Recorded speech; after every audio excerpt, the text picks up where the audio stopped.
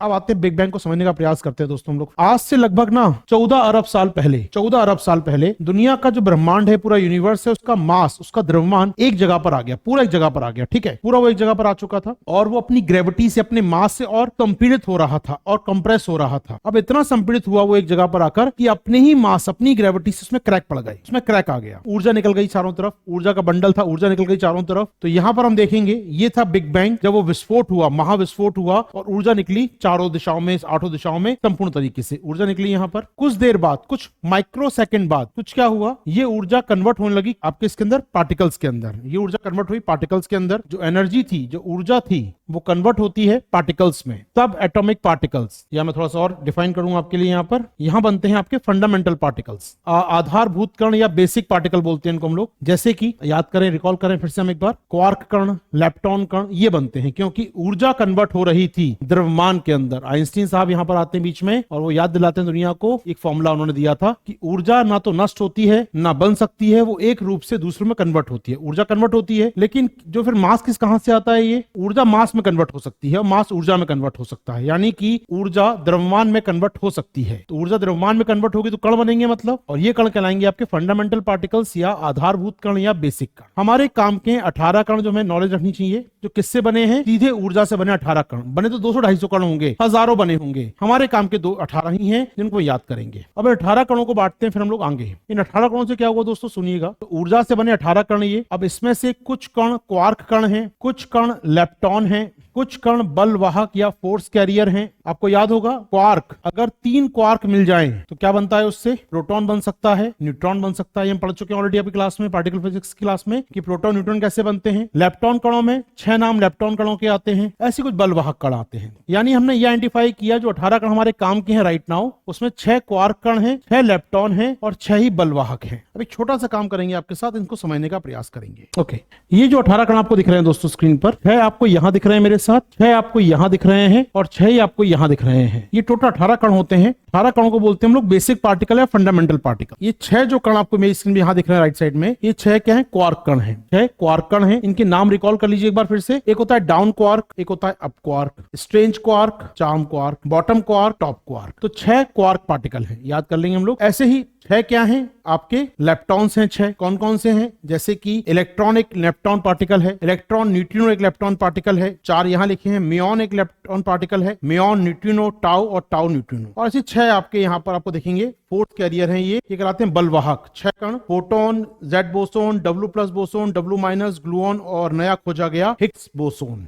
यानी कि हमारे पास 6 क्वार्क हैं, 6 लेप्टॉन हैं और 6 बलवाहक हैं। इनमें अंतर क्या होता है, इसको समझ पाए आप मेरे साथ। अंतर क्या है, जो ऊर्जा निकली, अब हो सकता है कि मान लो मेरे पास एक ऊर्जा है, मान लो 1 मेगावाट की, ठीक है। इससे कुछ कण बना होगा। एक ऊर्जा थी 3 मेगावाट की, ज्यादा ऊर्जा थी, उससे कुछ और कण बना होगा। एक ऊर्जा थी मान लो अलग दिशा में जा रही थी, आधे मेगावाट की, उससे कुछ और कण बना होगा। यानी ये जो कण बने हैं ये अलग अलग ऊर्जाओं से बने हैं, और जब अलग अलग ऊर्जाओं से बने हैं तो अलग प्रकार के हैं। किसी क्वालिटी कुछ है, किसी क्वालिटी कुछ है, किसी क्वालिटी कुछ है। बने ऊर्जा से ही है, लेकिन का उत्पत्ति ऊर्जा से ही हुई है, लेकिन ऊर्जा का मान अलग अलग होने के कारण क्या हो गया, इनकी क्वालिटी अलग हो गई। लेप्टॉन अलग दिखते हैं और क्वार्क हमको अलग दिखते, ठीक है। यहाँ कोई समस्या हमको नहीं होनी चाहिए। अब आते हैं हमारे काम का क्या है, क्वार्क कण। 6 क्वार्क कण है आपके पास, सबके नाम देख लिया आपने, पीछे बताया मैंने आपको। Up quark, down quark, top quark, bottom quark, charm quark और स्ट्रेंज क्वार्क, ठीक है, व्हाटएवर 6 नाम हो गए आपके। अब जैसे क्वार्क कण होते हैं ना, ये कभी अकेला नहीं रहता। क्वार्क हमेशा फैमिली पर्सन है, फैमिली में रहता है हमेशा। ये आपको 2 या 3 या 4 मिलेंगे हमेशा। हमेशा क्वार्क बंडल में होगा, पैक में होगा। आप याद करें प्रोटॉन, फिर से याद करें प्रोटॉन वाली संख्या को। कितने क्वार्क थे प्रोटॉन में, याद है किसी को? 3 क्वार्क होते हैं आपके प्रोटॉन में, 2 अप क्वार्क होते हैं और एक डाउन क्वार्क होता है। न्यूट्रॉन में कितने होते हैं, वहां भी 3 होते हैं, 2 डाउन होते हैं और एक अप क्वार्क होता है। हमारे काम का क्या है, देखना आप 3 मिलेंगे हमेशा, 3 मिल रहे हैं, यहां भी 3 मिल रहे हैं, या 2 होंगे कम से कम, या 3 होंगे कम से कम, या 4 हो सकते हैं। इनमें कोई ऐसा कॉम्बिनेशन हो, 4 का कॉम्बिनेशन हो सकता है इनके बीच, 4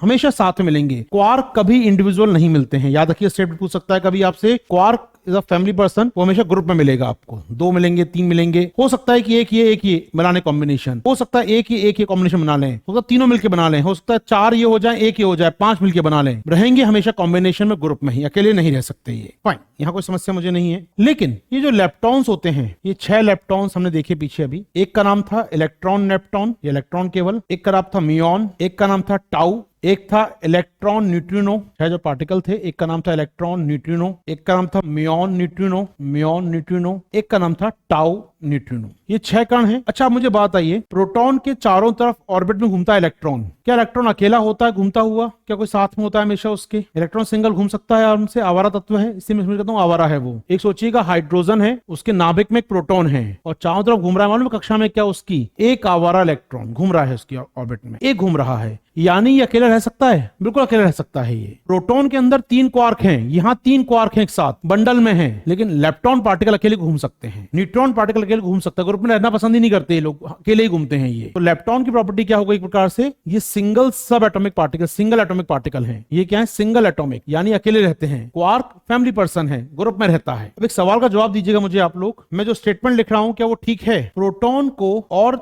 तोड़ा जा सकता है और ब्रेक डाउन किया जा सकता है, न्यूट्रॉन को और ब्रेक डाउन किया जा सकता है, इलेक्ट्रॉन को और ब्रेक डाउन किया सकता है। ऑल स्टेटमेंट आर करेक्ट, सभी कथन सही हैं। इनमें से कौन सा ऑप्शन सही है दोस्तों? आपको लगता है कौन कौन सा ऑप्शन सही है इनमें से? कौन कौन सा ऑप्शन सही है बताइए मुझे इसमें से।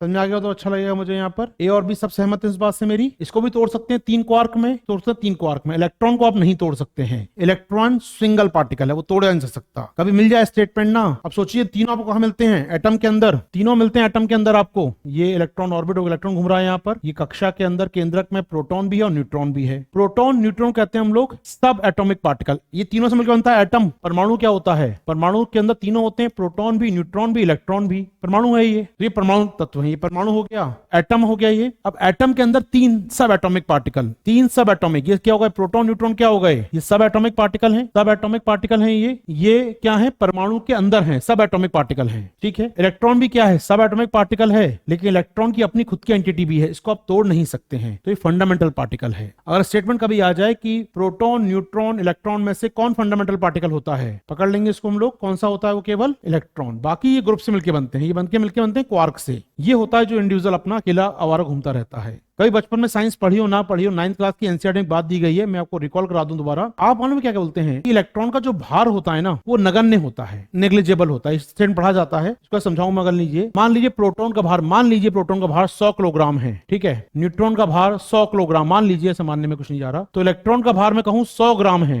और उससे भी कम है, या 5 ग्राम है, या 10 ग्राम मान लीजिए, तो मैं कह सकता हूं कि इसके मुकाबले नेग्लिजिबल है, ये भार नगण्य है, बोल सकता हूं मैं ये। तो इसलिए हम इलेक्ट्रॉन का भार कभी काउंट ही नहीं करते हैं। तो कभी काउंट ही नहीं होता नाभिक की ऊर्जा में, हमेशा काउंट होते हैं प्रोटॉन और न्यूट्रॉन। इसलिए नाभिक की ऊर्जा बनती है इन्हीं चीजों से। इलेक्ट्रॉन होता है हमेशा, लेकिन वो काम का नहीं है हमारे लिए। वो टूट भी गया तो कोई ऊर्जा पैदा नहीं करने वाला, वो जितनी ऊर्जा ये पैदा कर सकता। Got it? तो परमाणु हम बात कर रहे हैं यहाँ पर आपसे फंडामेंटल पार्टिकल्स की, क्वार्क पार्टिकल्स की, उसके बाद हमने देखे इलेक्ट्रॉन पार्टिकल्स आपके साथ। ठीक है, यहाँ तक क्लियर होना चाहिए मुझे।